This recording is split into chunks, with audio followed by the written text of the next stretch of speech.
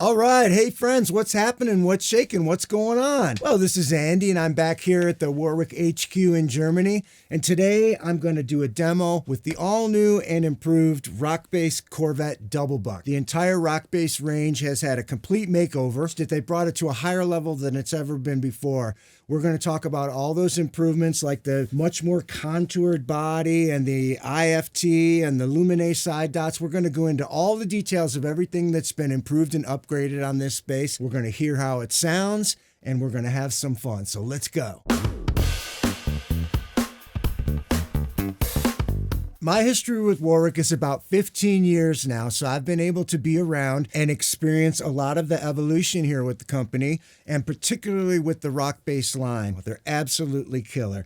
So let's just dive right into the specs, and I'll tell you about all the different things that have been improved. All right, the first thing that stood out to me as soon as I picked it up is the fretwork, the fret material, and the way that the neck feels now. Okay, so we have this brass titanium alloy fret material that they're using, which is really creamy. They bend in a really, really smooth way. That's something you're going to feel instantly. You have these nicely rounded ball end frets and the IFT invisible fretwork technology, so the frets don't extend all the way through the edge of the fingerboard. This makes the way that it feels in your hand sliding up and down the neck on the back of your hand here feel so soft and so comfortable. And then another thing, this is all just within the neck. It has a Wenji fingerboard on it, which is a beautiful quality wood fingerboard. And then on the sides, you have the luminated inlay markers on the sides of the fingerboard, and they charge up and glow in the dark. They're white in normal lighting, but when you go into the dark, they glow in a greenish color.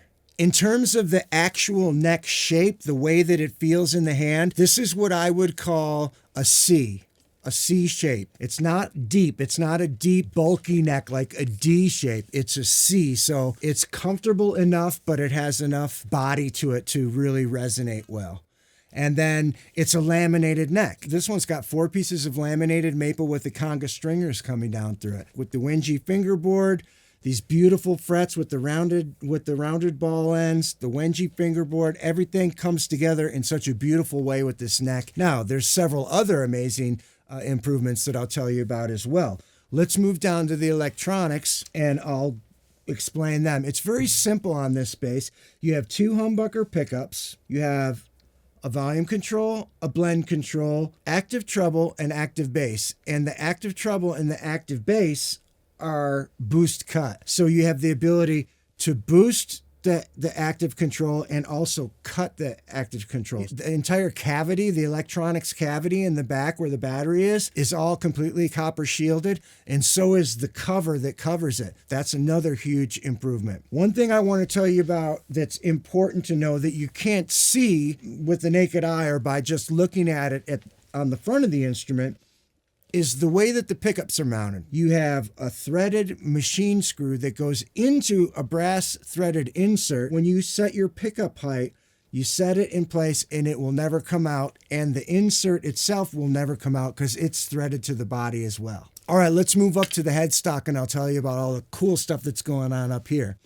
First of all, we have the Tudor Just-A-Nut 3 adjustable nut system. This is just a nut that enables you to raise and lower it using these 2 little set screws. There's a user kit that comes with the instrument, and it has a variety of small tools that you will use to adjust your instrument, and you can raise and lower the string height at the nut, which makes it possible to have a really, really nice playing setup down in the low register. Then, of course, you have the quick access truss rod cover.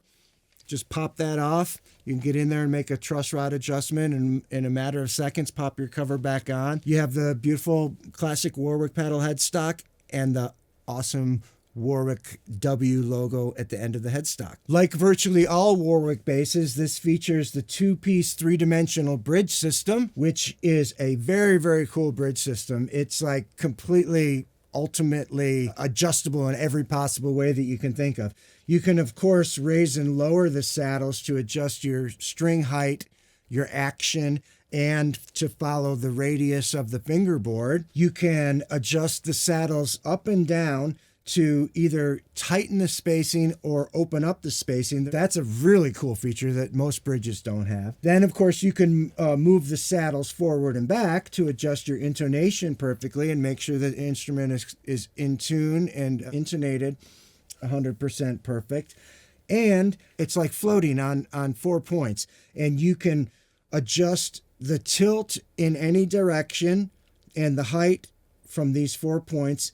And you have these two set screws that lock it into place. So once you make your saddle adjustments, they also have set screws that lock those into place. So essentially, once you get it set up, once you've got it dialed into the action, the radius, the intonation, and the height, everything that you want, you make sure that all of your set screws are good and tight, and it will never go anywhere. Okay, I've turned it around, and let's talk about what's going on the back of the instrument. Now, I mentioned earlier, it's a 4-piece laminated maple neck with the Akonga stringers, and you can see that here. Moving down to the electronics cavity, we have the quick access control cavity cover. And this is cool because you don't need to use a screwdriver and take off the cover using screws. But taking a close look at the inside of the cavity, it's completely copper shielded, and so is the back of the cavity cover. So that eliminates any possibility of noise. Everything is nice and tight inside this cavity, and that is a big factor because that's going to contribute to longevity. That's going to contribute to all of your wiring and your preamp and everything working exactly as it should for a long, long time. One of the things I definitely want to mention is how beautiful this color is.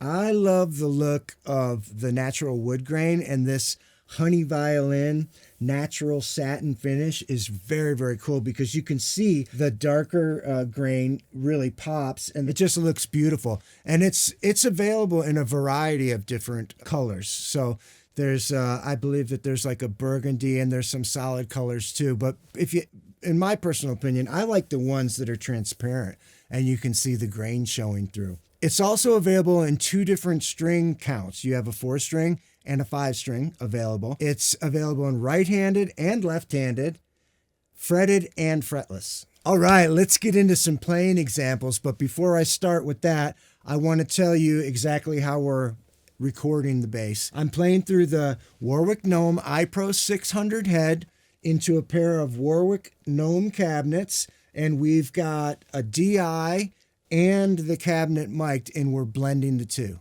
All right, for the first playing example with the double buck, I'm going to just have everything in the middle. I'm going to have both pickups, the balance control right in the middle, volumes all the way up, and the active bass and active treble controls are right in the middle. And this is the sound that really kind of brings out the growly low B string and that kind of attitude and bite and fierceness of the double buck.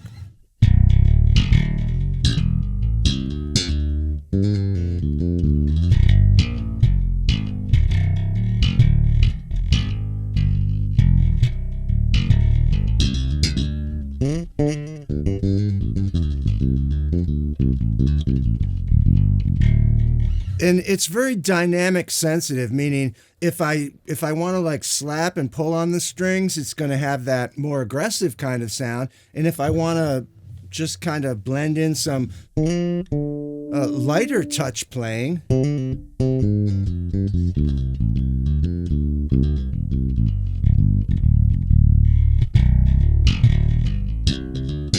so if you play lighter, it gets a cleaner sound.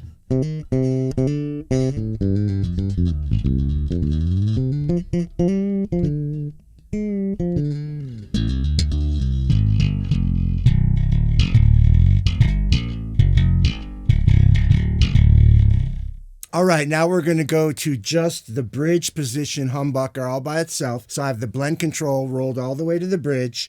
And this is a setting that I really like with the boost cut 2-band active electronics. I take and I cut the treble to, about 25% cut, but then I boost the bass to about 25% cut. So back pickup, the treble is cut, the bass is boosted. And this gives you that burpy, growly rear pickup sound.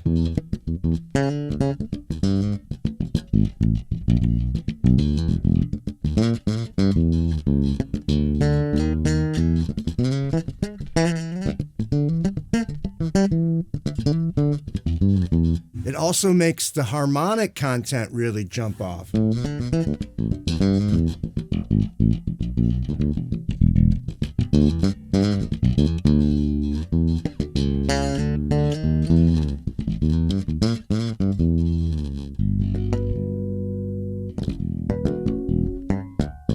That's a killer sound. All right, and now to show the complete other side of the coin, the other side of the spectrum is going for a very warm and round kind of old-fashioned soul tone, I call it. The way I accomplish this with the double buck is I roll all the way to the neck position pickup, and I completely cut the treble, the active treble, and boost the bass about 25%. And you end up with this wonderful...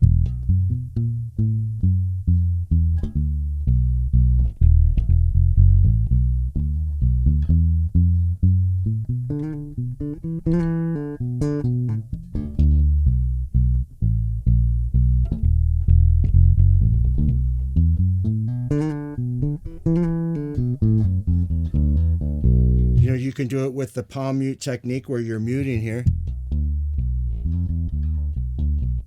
or open with no muting.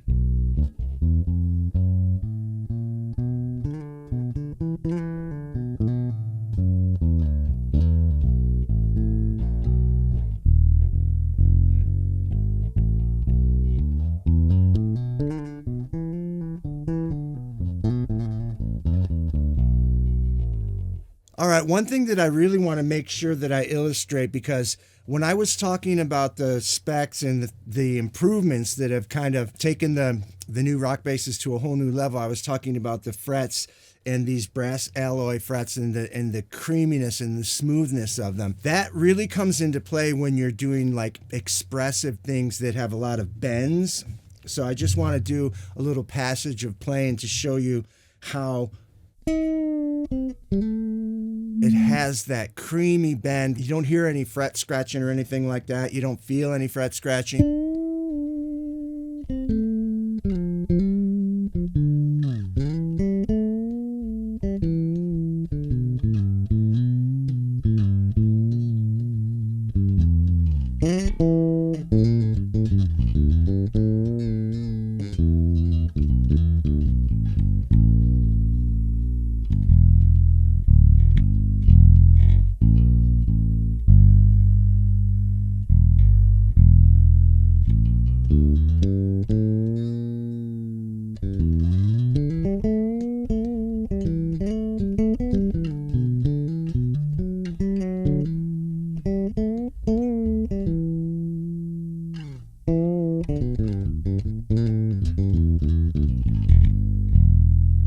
That's a really, really cool factor that it's something that instantly, as soon as I start playing it, I notice it. All right, well, I've had a great time showing you the new improved, vastly improved RockBass Corvette double buck. There's a lot that this new revamped version has to offer.